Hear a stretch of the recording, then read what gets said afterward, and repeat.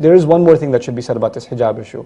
A lot of times, sisters get the feeling that this is a restriction on women, and how come men don't have the same thing, and it becomes like a equal rights type thing, a women's lib type issue.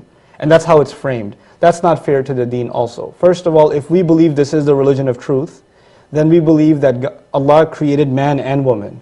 And He knows man better than man knows himself, and He knows woman better than woman knows herself. And He knows exactly what man needs, and He knows exactly what woman needs. Let me give you a small example. So parents, they see their kids having an argument. They take both kids and they give them a solution. You do this and you do that. And one of them says, oh, it's not fair, you always side with that one. The matter of fact is, maybe the parent does fear one over the other and prefer one over the other, because that's a human being. In the end, it's a parent. Or maybe the parent knows better. In the case of Allah solving our disputes, there's a woman saying Allah has more restrictions on women than He has on men. This debate becomes a debate between man and woman, and who's going to resolve that debate? Allah is. When we accept Qur'an as guidance, then we've said Allah is going to be more fair to me than anybody else can be.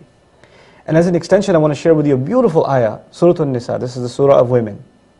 Allah says, وَلَا تَتَمَنَّوْا مَا فَضَّلَ اللَّهُ بِهِ بَعْضُكُمْ عَلَى بَعْضٍ. I'll translate in English. Don't wish for what Allah Himself gave preference in terms of some over the other. Allah gave someone some blessings, some powers, some rights, some restrictions, and He gave you different rights, different responsibilities, different restrictions. Don't vie for the other and say, how come I can't have what he has? And he shouldn't say, how come I have what she has? Allah says, لِلْرِجَالِ نَصِيبٌ مِّمَّا اكْتَسَبُوا. Same ayah. He says, for men, they will only have what they get to earn in good deeds. That's in the end what they've earned for themselves. وَلِلنِّسَاءِ نَصِيبٌ مِّمَّا اكْتَسَبْنَا. And for women, all they get is what they've earned in terms of good deeds. وَكُلًّا وَعَدَ. So وَاسْأَلُوا اللَّهَ مِنْ فَضْلِهِ, and ask Allah for His favor.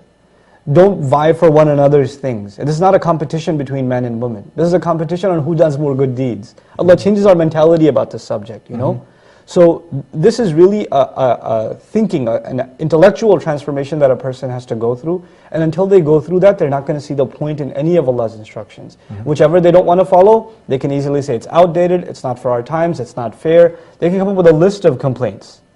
And that's not something restricted to non-Muslims, it'll happen to Muslims too. Just like that sister went through a transformation and came to Islam, we're at a time now where a lot of Muslims have to go through a transformation and also come back to Islam.